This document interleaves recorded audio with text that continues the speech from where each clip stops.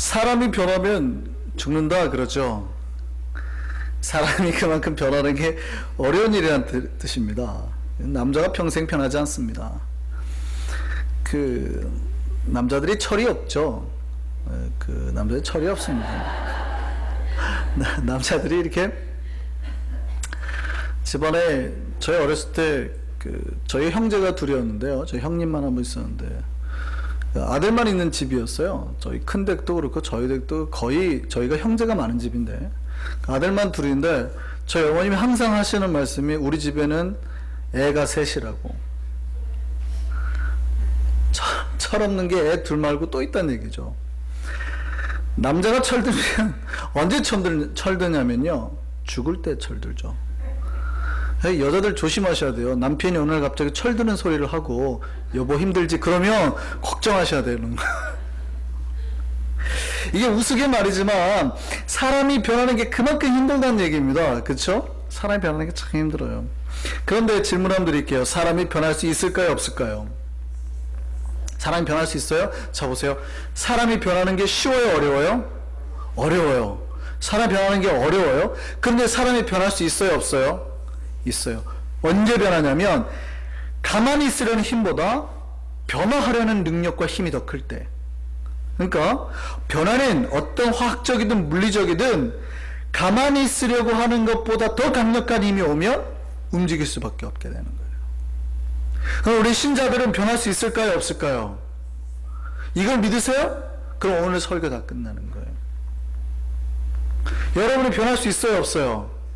어떠한 죄인이라도, 어떠한 절망의 사람이라도, 어떠한 바보 같은 인간이라도, 어떠한 문제투성의 사람이라도 변할 수 있어요, 없어요? 그거 믿으세요? 그럼 오늘 설교 끝이에요. 그 얘기거든요. 예전에 제가 살던 동네에 말썽꾸러기가 있었습니다. 진짜 말 안 듣고요, 장난치기 좋아하고 놀기 좋아하고 그랬던 녀석이 있었어요. 그의 엄마가 항상 했던 말이 넌 언제 인간이 될래? 언제 좀 철이 들래? 이 말이었어요. 항상. 이 말썽꾸러기가 변할 수 있을까요, 없을까요? 변했을까요, 안 변했을까요? 여러분은 모르시겠죠? 증명할 수 있습니다. 바로 제가 그 말썽꾸러기였거든요. 제가 변할 수 있었던 거는요, 제가 멈추려 했던 것보다 더 큰 무언가가 있었기 때문이에요. 그것은 첫 번째 제 어머니의 사랑 때문이었습니다. 물론 제가 지금까지 살아오면서 정말 심각하게 말썽을 피우거나 그런 기억은 없습니다. 그렇지만 저는 정말 노는 거 좋아하고요, 장난치는 거 좋아하고요. 그러니까 우리 한 주를 보면 딱 저를 보는 것 같아요. 정말 우리 한 주를 보면 제가 멈추지 않는 에너지로 아침에 나가면 밤까지 놀았습니다. 그러니까 그냥 사고를 치고 노는 게 아니라 하루 종일 놀아요. 제가 어렸을 때 닭싸움을 얼마나 잘했냐면 닭싸움을 해가지고 접은 기억이 없습니다. 5대1로 싸워도 제가 이겨요. 뒤로 빠지면서 애들을 쫙 저한테 쫓아오게 하거든요. 그럼 앞에 애들 탁탁탁탁 치면 한 방씩만 뛰면 다 떨어져 나갔어요. 노는 거 정말 좋아합니다. 장난꾸러기예요. 근데 제가 그렇게 변할 수 있었던 거는요, 저희 어머님 그렇게 인내하셨던 분이에요. 저희 어머님의 사랑으로. 두 번째는요, 저의 인생에 정말 큰 계기가 되는 터닝 포인트가 한 번 있었습니다. 그러니까 저를 변하게 한. 사실은 제가 중학교 때까지 저의 인생은 정말 의미 없는 인생이었습니다. 그러니까 부모님의 사랑으로도 채울 수 없는 뭔가가 있어요. 공허함. 인간 생존에 대한 공허함 같은 거예요. 아버지, 어머니가 나를 사랑하는 건 알죠. 근데 그렇다고 해가지고 내가 이 땅에 존재해야 될 의미나 그런 건 별로 없어요. 그냥 매일매일 살아갈 뿐이지 내가 뭐를 해야겠다, 내가 이 세상 살아서 뭐 하지, 그런 의미가 없었어요. 한 번도 제 인생에. 그러니까 제가 제 삶을 바꾸려고 하거나 열심히 하려고 하거나 그런 목적이 없는 거죠. 그러니까 정확하게 딱 그때 전과 그 이후로 제 인생이 바뀌게 되는데요, 저에게 삶의 목표가 생기고 내 인생이 재밌어지고 기쁘고 신났던 거는요, 딱 제가 예수 믿고 난 이후입니다. 교회 다니고부터입니다. 그 이전에는 저의 의미가 없었어요. 그냥 매일매일 나를 위해서 먹고 사는 것만. 근데 제가 예수를 만나고 교회를 다니고부터 삶이 바뀌었습니다. 교회를 다녔더니 과거 나를 안 변하려고 했던 것보다 더 큰 움직이게 만드는 무언가가 계속해서 나에게 들어왔죠. 예수 믿기 전에 주변에서 나를 사랑해준 사람, 우리 부모님 있었죠. 근데 많지 않았어요. 저희 집엔 아들만 둘이라고 좀 말씀드렸죠.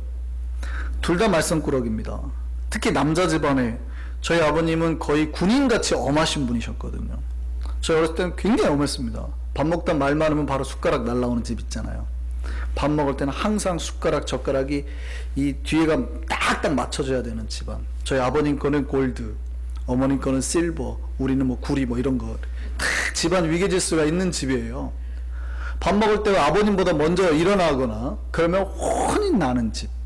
아버님이 밥상에 와 있는데 안 앉아 있거나 그러면 또 혼나는 집. 뭐 이런 거 있잖아요. 아주 엄한 집. 굉장히 아주 엄하게 살았습니다. 그러니까 아버님이 그렇게 막 다정다감하지는 않으신 거죠. 그런 집에 형제만 둘이 있으니 놀아도 맨 남자들하고만 놀고 주변에 여자가 없었어요. 맨 남자들하고만 노니 남자들끼리 노는 사람들은 다 알죠. 남자들은 놀면 거의 말 반 욕 반입니다. 그러니까 제 이름 뒤에는 항상 욕이 따라 붙는 거죠. 일국 누구누구야, 그러니까 이 시어시어사 뭐 이렇게 항상 따라 붙는 거죠. 항상 뭐 이런. 남자들이 뭐 챙겨주거나 사랑하면서 놉니까? 남자들은 놀아도 놀리면서 놀잖아요. 그 바보 같은 거 뭐 이러면서. 남자는 대부분 그렇게 놀거든요. 그리고 제가 중학교 거의 이제 사춘기를 지나고 날 때 드디어 제 친구를 따라서 교회라는 데를 갔습니다. 일국 시오시오사라고 항상 살았던 저에게 교회에 딱 갔더니 갑자기 항상 그 거칠던 목소리는 사라지고 어느샌가 그 약간 하이톤의 부드러운 목소리가 들려오는 거예요. 저 뭐라고 부르냐면 저한테 일국 형제 형제라고 불러요. 저한테. 저희 형제라고는 저희 형밖에 없는데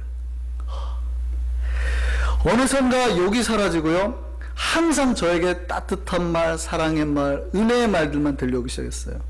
형제, 형제, 형제. 저는 누나나 여동생이 없다 그랬죠. 그러니까 저는 여자에 대해서 진짜 모르고 컸던 사람입니다. 여자는 정말 진짜 화장실도 안 간다고 생각했던 사람이. 근데 저에게 여자가 생겼어요. 그 교회 누나. 그러니까 사랑했던 사이는 아닙니다. 그 누나가 생겼다는 얘기예요. 그러니까 관심이 없던 나에게 누군가가 관심을 가져주기 시작한 거예요. 제 삶이 자꾸 변하게 되는 거예요. 제가 학습을 받았던 것도 교회 누나 때문이었습니다. 요즘에는 세례를 받을 때 학습이라는 제도가 없어요. 그죠? 예전에는 학습 받고 6개월 지나고 세례 받고 이랬거든요. 제 때 제가 이제 학습이라는 걸 받으라요. 제가 교회를 다녀도 막 신앙이 있게 다니지는 않았을 거 아니에요. 뭐 교회에서도 거의 망나니 짓 하고 돌아다니고 그러죠. 거의 별로 1년 넘게 교회를 그냥 왔다 갔다 하고 그러는 거지, 막 장난치고 뭐 탁구나 하고 운동이나 하고 이러고 다니지, 뭐 교회가 뭔지 하나님 뭔지 모른단 말이죠. 그랬던 저에게 어느 날 학습이라는 거를 받으래요. 제가 그때 주기도문도 못 외우고 십계명도 모르거든요. 근데 성경책도 없고 찬송가도 없는 저에게, 그냥 맨날 빈손으로 다니는 저에게 어느 날 교회 누나가 찬송가를 하나 딱 주면서 찬송가 앞뒤를 자꾸 설명을 해요. 자, 앞에 보면 이게 사도신경, 이게 주기도문, 제일 되면 이게 십계명이야, 외워와. 그러면 십계명을 봤더니 10줄이 넘는 거예요, 문장이. 근데 그걸 외워와야 돼요. 제가 한다고 했을까요? 안 한다고 했을까요? 안 한다고 했죠. 안 한다고 했습니다. 그 다음에 뭐 사도신경이라는 걸 외워오래요. 사실은 그때는 제가 전혀 몰랐기 때문에 사도신경이라는 말을 들었을 때 처음 뉘앙스는 이런 거였습니다. 의대 무슨 신경과 공부 같은. 진짜로? 주기도문은 뭘 줘야 되는 그런 건 줄 알았어요. 주기도 하고 그러는 건 줄 알았어요. 그랬던 저에게 학습을 받으라고. 제가 받았을까요? 안 받았을까요? 결국 받았습니다. 왜냐하면 누나가 부르니까 따뜻하게 일구가 제 이름을 부르고 이거 꼭 해와? 그래서 외워왔어요. 토요일날 학습을 봤는데 금요일 밤새 그걸 외워가지고 가서 다 받고 다 패스했습니다. 제가 그 누나를 개인적으로 사랑하거나 좋아했던 게 아닙니다. 그 누나는 진짜 교회 누나예요. 정말 편안하게 생긴 교회 누나. 자기를 전혀 외모를 가꿀지 모르는 누나. 평범한 아주 긴 스커트에 이렇게 두꺼운 뿔테 안경을 끼고 신학을 준비한 누나였어요. 결국 나중에 신학생이 됐는데, 그런데 그 전까지만 해도 사랑 없이 관심 없이 살았던 저에게 언제 철들래, 이 말썽꾸러기야, 제발 인간이 되라, 뭐 이런 얘기만 듣다가 형제 이거 할까? 이거 하자. 19가 나를 향한 너 할 수 있어. 그랬더니 어떻게 돼요? 내가 변화가 되더라고요. 그리고 결국 세례를 받게 됐어요. 세례는 뭡니까? 영혼의 생일이거든요. 영혼의 생일. 그러니까 죽음의 존재에서 새 존재가 된 날이거든요. 근데 제가 죽음의 존재에서 새 존재가 됐을 때 어떤 능력과 힘으로 됐을까요? 그때는 제가 주님을 솔직히 개인적으로 말씀 고백하자면 아직 예수를 못 만났습니다. 근데 누군가가 나를 사랑해 주는 것만으로도 나는 학습과 세례를 거쳐서 새 존재가 될 수 있었다는 거죠. 물론 저는 나중에 예수를 만납니다. 그리고 궁극적으로 제 인생의 터닝포인트는 그 주님을 만나고입니다. 근데 주님을 만나기까지 나를 이끌어줬던 게 뭐예요? 나를 포기하지 않고, 나를 말썽꾸러기라고 치부하지 않고, 나를 절망 가운데 던져주지 않고 나를 이끌었던 사람, 소망 가운데 이끌었던 사람, 너도 변할 수 있고 너도 하나님의 사랑이 될 수 있다라는 그 한 사람 때문에 변화가 됐다고요. 오늘 본문에 하나님의 사랑은 뭐래요? 모든 것을 바라며 이렇게 되어 있습니다. 여기서 바란다라는 말은 헬라어로 말하면 LPJ라는 뜻인데요. 여기서 바란다라는 거는요, 기대한다, 희망한다, 소망한다 그 뜻입니다. 그러니까 사랑은 내 앞에 있는 저 사람이 아무리 못나고 아무리 못된 인간이라도 다시 회복하고 하나님의 백성으로 아름다운 영혼으로 변화될 것을 어떻게 해요? 희망하는 것, 기대감을 가지고 바라봐 주는 것, 그게 뭐예요? 사랑이라는 거예요. 하나님의 사람은 비록 지금 내 앞에 있는 여러 문제들이 있어도 절망하지 않는다는 거예요. 내 앞에 어려움이나 고통이 있어도 포기하지 않는다는 거예요. 왜요? 다시 변화가 될 것이기 때문에. 하나님의 사랑이, 하나님의 능력이 오기만 하면 모든 것이 다시 잘 될 것이기 때문에. 우리 안에 이 사랑이 있기를 바랍니다. 그러니까 이 사랑이 있으면 자연적 뭐가 발생하는 거예요? 소망이 발생한다는 것이죠. 이 소망은 누가 주시는 거예요? 주님이 주시는 겁니다. 제가 예전에 케냐에서 사역할 때 청년 시절이었습니다. 한 장로님 부부와 목사님 가정과 저녁을 먹게 됐어요. 근데 이 목사님 가정도 선교사님이셨는데 아프리카에서 오래 사역하셨고, 이 장로님도 선교사셨는데 아프리카 오래 사역하셨어요. 근데 장로님이 그 얘기 하시는 거예요. 자기 사역의 경험으로 이렇게 말합니다. 이 사람들은 절대 변하지 않습니다. 잘 안 변하거든요, 사람이. 그랬더니 그때까지만 해도 조용조용, 목사님 별로 목소리가 크지도 않으셨어요. 근데 조용조용 말씀하던 목사님이 갑자기 약간 격양되기 시작했습니다. 그리고 이렇게 말해요. 무슨 말씀이십니까? 하나님의 사랑으로 변하지 않을 인생이 어디 있습니까? 그들이 변하지 않은 것은 우리가 사랑하지 않아서입니다. 이 세상에 단 한 영혼도 변하지 않을, 구원받지 못할 인생은 없습니다. 흥분하셔서 말씀하셔요. 그분 안에는 뭐가 있어요? 하나님의 사랑이, 복음의 열정이. 그러니까 소망을 포기할 수가 없다는 거예요. 지금 내 앞에 아무리 어렵고 절망이 있고 내가 보기에는 안 될 것 같아도 하나님이 개입하시면, 하나님의 사랑이 있으시다면 다 뭘로 바뀌어요? 복음으로, 사랑으로, 생명으로, 소망으로 바뀌게 된다고요. 특별히 사랑은 모든 것을 바란다 그랬잖아요. 그게 무슨 얘기냐면 내 앞에 있는 이 망나니 같은 내 아들, 딸만 소망하는 게 아니라 내 앞에 있는 모든 것, 환경, 조건, 문제, 모든 것이 좋아질 것을 기대하고 바라고 소망한다는 얘기입니다.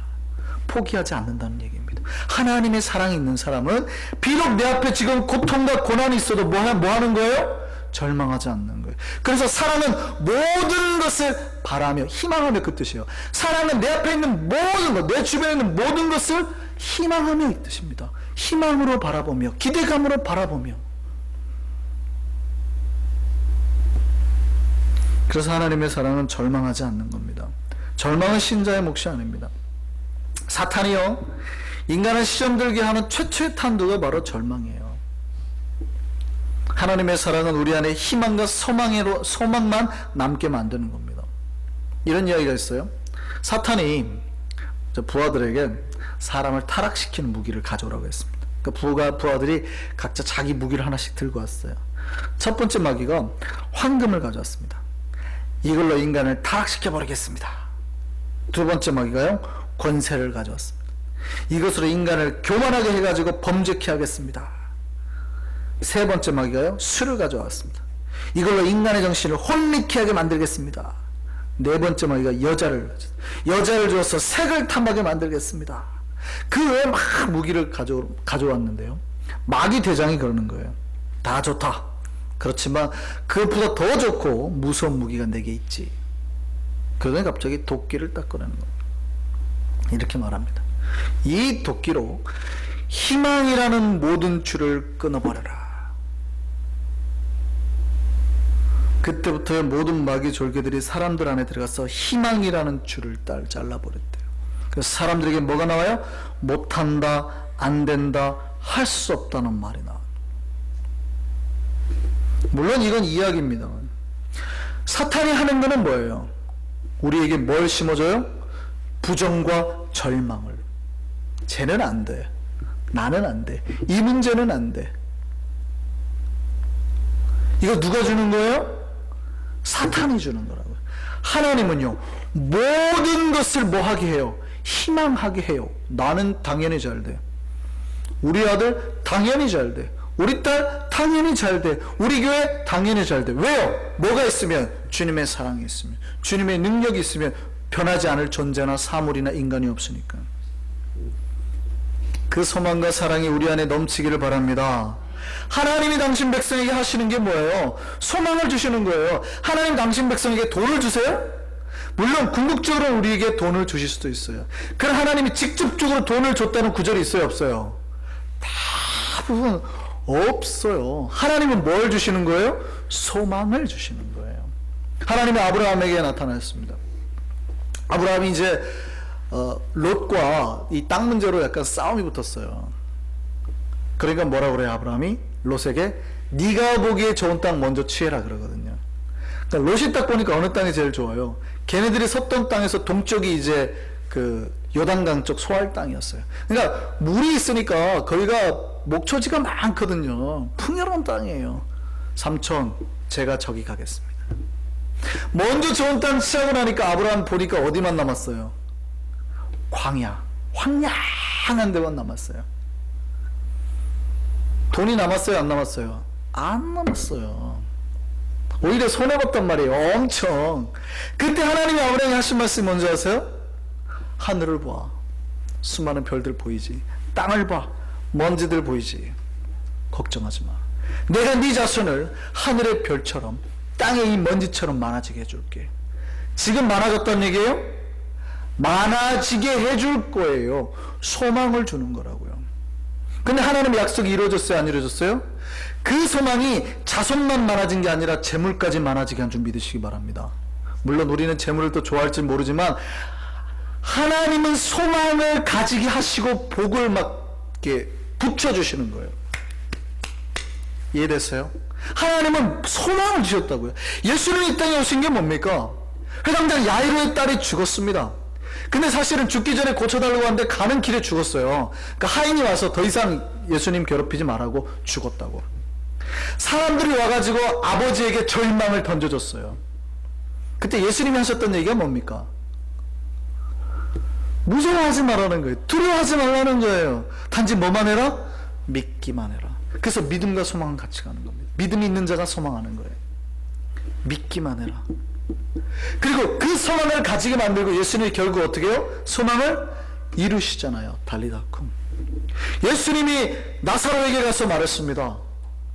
나사로에 가서 절망 가운데 있는, 죽음 가운데 있는 가족에게 무슨 얘기했습니까? 나는 부활이요 생명이니 나를 믿는 자는 죽어도 살겠고 죽지 않겠고 죽은 자는 다시 그냥 산다고요. 그러니까 예수님은 그들에게 소망과 그들에게 희망과 그런 메시지를 주셨다고요. 그리고 어떻게 해요? 결국 나사로를 살려내시거든요. 똑같습니다. 하나님이 우리에게도 소망을 주셨습니다. 심장이 우리에게 똑같이 이루어지는 거예요. 예수를 믿으면 우리는 반드시 죽게 될지도 모르지만 다시 부활의 몸으로 살아나게 될 줄 믿습니다. 이게 약속이요, 그걸 믿는 우리에게 하나님이 소망을 주신 것이요, 이 소망을 이루시는 하나님이라고요. 지금 내 앞에 있는 문제가 있고 절망이 있지만 죽음보다도 더한 문제가 있어요? 근데 죽음조차도 하나님이 생명과 부활로 바꾸신다면 내 앞에 있는 어떠한 문제라도 주님께서 다시 뭐예요? 생명으로, 회복으로, 복으로 갚아주시지 않겠습니까? 그래서 사랑은 모든 것을 소망하는 거예요.